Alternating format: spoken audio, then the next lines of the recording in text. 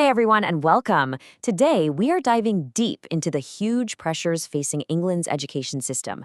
We're going to follow the money, we'll hear from people right on the front lines, and we'll explore what it all really means for the future. So let's just jump right in with a number that tells a huge part of the story. So let's start with this one, powerful number, 71%. What's that all about? Well, that's the percentage of primary school leaders who are expecting to have a budget deficit in the next academic year. I mean, that is a startling figure, and it's a huge red flag that a serious financial storm is brewing over our schools. And that number, it leads us straight into our first section, the squeeze on schools. You know, to really get a handle on the challenges we're about to unpack, we have to start by following the money. Why? Because so many of the system's pressures, they begin right here, with the bottom line. And wow, the scale of this problem becomes clear almost immediately. That 71% for primary schools, it is not an outlier. Look at this. A massive 65% of secondary school leaders are also expecting a deficit. This isn't just a few schools struggling here and there. Data from the National Foundation for Educational Research shows this is a systemic financial crunch right across the board. And if that wasn't enough, there's a demographic shift that's making things even worse. The Education Policy Institute crunched the numbers, and what they found points to a potential crisis of viability. We just have falling pupil numbers. We could be looking at the equivalent of 800 primary schools becoming empty or just closing altogether. It's simple, really. Fewer pupils means less funding, which puts even more of a strain on budgets that are already stretched to the limit. So what happens when new money is announced? Well, even the most well-intentioned pledges can get stretched incredibly thin. Take the recent promise of over £10 million for 1,700 new primary school libraries. Sounds amazing, right? But when you actually do the math, it works out to just under £5,900 per school. And that has to cover the space, all the books, and any staff needed. It's a perfect example of the huge gap between a headline number and the reality on the ground. On top of all that, schools are basically having to absorb costs from elsewhere. Research from Northumbria University is warning that schools could end up footing a £310 million bill just to subsidise the rising cost of providing free school meals. For an average secondary school, that could mean finding an extra £25,000 from a budget that, as we've just seen, is already deep in the red. So, you know, this isn't just about numbers on a spreadsheet. This financial squeeze has a very, very real human cost. And that brings us to our second section. People under pressure. Because this affects everyone, from the head teacher in their office right down to the students in the classroom.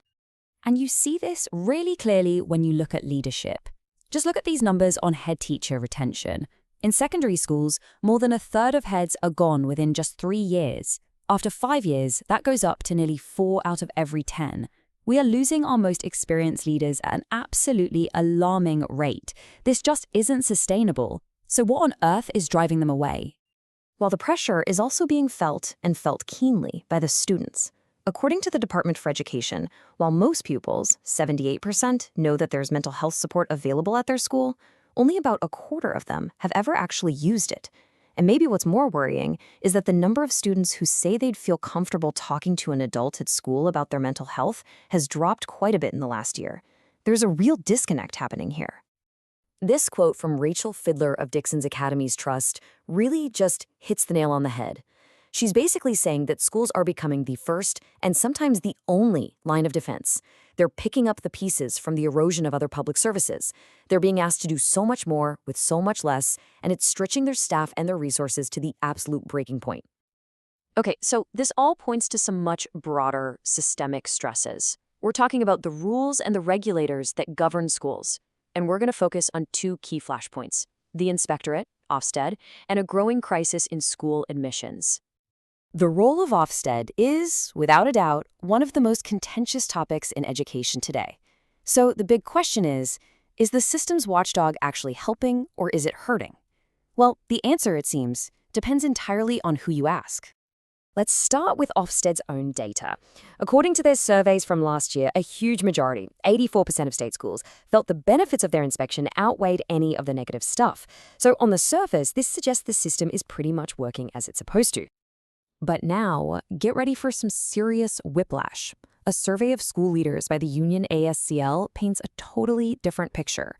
Here, almost three-quarters, 74%, say they are not satisfied with Ofsted's new system. This massive disconnect between how the regulator sees things and what leaders are actually experiencing, well, it's right at the heart of all the tension. And the other major point of friction right now is admissions. Councils are reporting some really concerning trends. They're seeing schools that refuse to take on challenging pupils, schools that are capping their student numbers to avoid taking kids who move into the area mid-year, and even schools that are wrongly turning away some of the most vulnerable children, including kids in care. So, the critical question is why? Why is this happening? Why would schools, whose whole mission is to educate children, be turning them away? And this is where it all connects. This is where all the pressures come together. Sector leaders argue this isn't about schools being unwilling to help, it's a direct result of everything we've been talking about, worsening finances and a high-stakes accountability system. In short, the system often disincentivizes schools from taking on the very students who need the most help. So, given all of this pressure, what's the path forward? That brings us to our final section, where we're going to look at a new ambition for what happens to students after they turn 16. The government has announced a pretty significant shift in policy. The old target, the one you've probably heard of about getting 50% of young people into university, that's being replaced. The new ambition is for 2/3 of young people to be in some form of higher-level learning by the time they're 25. That could be a university degree, a high-quality technical course, or an apprenticeship. It's a much, much broader definition of what success looks like. And to make this happen, new responsibilities are being put on schools. They're now going to be tasked with making sure every single pupil has a clear plan for what they're doing after they finish their GCSEs. And for those at risk of falling through the cracks, there's a new safety net. They'll be automatically allocated a guaranteed place at a local college.